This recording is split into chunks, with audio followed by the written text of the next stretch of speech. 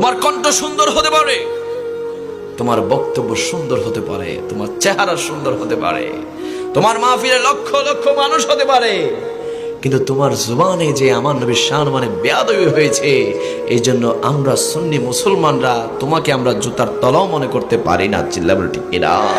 আওয়াজে বলে ঠিক কিনা? তোমার কণ্ঠ দিয়ে আমরা কি করব যদি নবীর শানে বেয়াদবি বের হয়? তোমার জনপ্রিয়তা দিয়ে আমরা কি করব যদি নবীর সম্মানে বেয়াদবি বের হয়, আউলিয়া কেরামের সম্মানে বেয়াদবি বের হয়? আমরা সুন্নি মুসলমানরা তোমাকে মুসলমানই মনে করতে পারি না। চিল্লা বলে ঠিক কিনা?